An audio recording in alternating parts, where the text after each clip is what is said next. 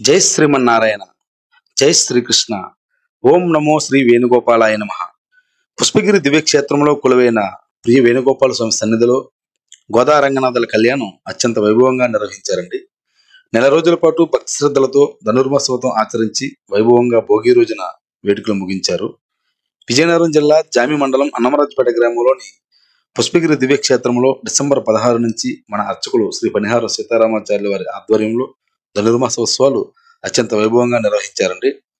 ఈ ఉత్సవాల్లో కీలక ఘట్టాలను భక్తుల సందడి మధ్య అద్భుతంగా నిర్వహించారు. ముఖ్యంగా వైకుంఠ ఏకాదశి రోజున వేలాది మంది భక్తులకు ప్రియ వేణుగోపాల స్వామి వారు ఉత్తర ద్వారం నుంచి అద్భుతంగా దర్శనమిచ్చారండి. అదే రోజు సాయంత్రం మన ఆలయ ప్రాంగణంలో 12 రకాల పుష్పాలతో పుష్పగిరి నేలే పురుషోత్తమునికి వైభవోపేతంగా పుష్పాభిషేకం నిర్వహించారండి. ఈ రోజు అంటే భోగి రోజున గోదా రంగనాథుల కళ్యాణంతో ఉత్సవాలను సీతారామాచార్యుల వారు ముగించారండి. గోదా రంగనాథుల కళ్యాణం కోసం ఆండాళ్ళ అమ్మవారిని సుందరంగా అలంకరించారండి.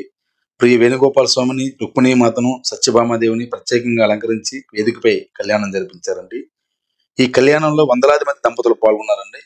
గ్రామస్తులతో పాటు పరిసర గ్రామాల్లోని భక్తులు, విజయనగరం, విశాఖపట్నం, రాజమండ్రి, హైదరాబాద్ తదితర ప్రాంతాల భక్తులు తరలివచ్చి స్వామివారి కళ్యాణంలో భాగస్వాములై తరించారండి.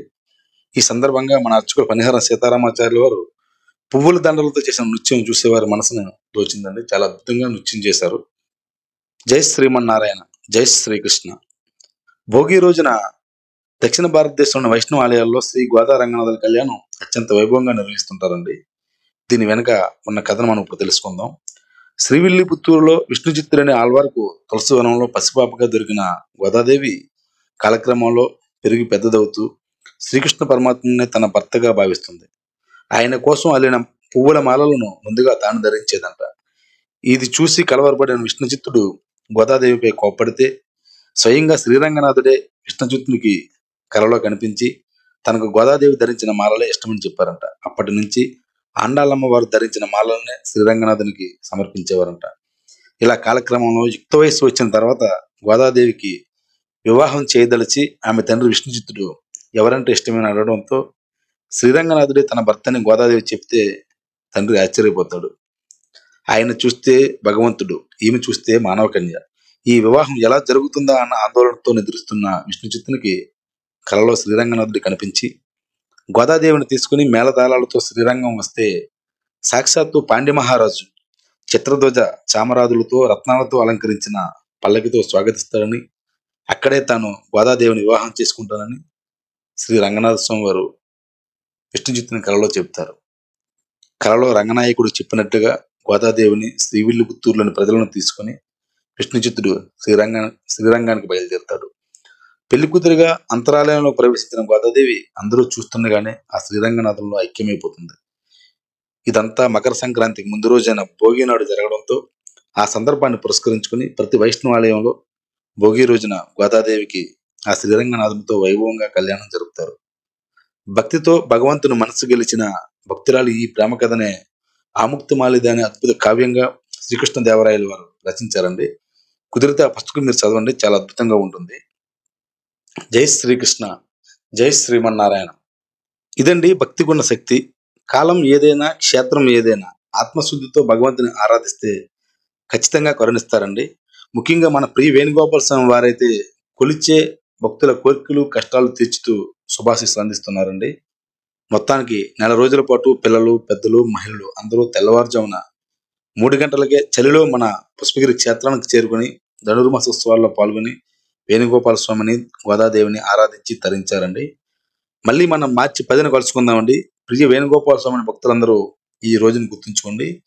మార్చి 10 నుంచి 15వ తేదీ వరకు ప్రియ వేణుగోపాల స్వామి వారికి రుక్మిణీమాత సత్యభామాదేవితో వైభవంగా 5 రోజుల పాటు మన సీతారామాచార్యుల వారు పెళ్లి వేడుకలు నిర్వహించనున్నారు. ఈ వేడుకల్లో భక్తులంతా పాల్గొని స్వామివారి అనుగ్రహం పొందుతారని ఆశిస్తున్నానండి. జై శ్రీమన్నారాయణ. జై శ్రీకృష్ణ. ఓం నమో శ్రీ వేణుగోపాలాయ నమ. ఆగండి ఫ్రెండ్స్, అప్పుడే అయిపోలేదు.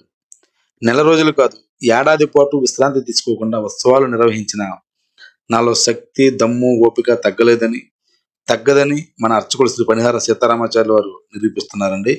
ధనుర్మాస ఉత్సవాల తొలి రోజు ఏ ఉత్సాహంతో ఉన్నారో ముగింపు రోజు కూడా అదే ఉత్సాహంతో వేడుకలు ముగించారండి. ఫైనల్ టచ్ అయితే అదిరిపోయింది. మీరు కూడా చూసి తరించండి. మన పనిహారం సీతారామాచార్యుల వారు అద్భుతంగా నృత్యం చేశారండి. ఆ నృత్యం చూసి భక్తులందరూ తరిస్తారని భావిస్తున్నాం. జై శ్రీమన్నారాయణ.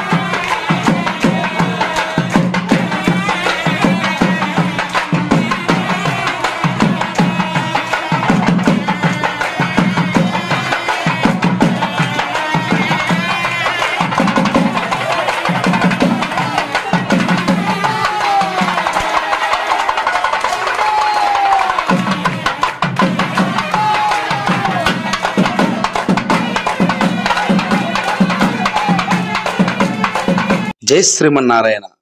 జై శ్రీకృష్ణ. ఓం నమో శ్రీ వేణుగోపాలాయ నమః.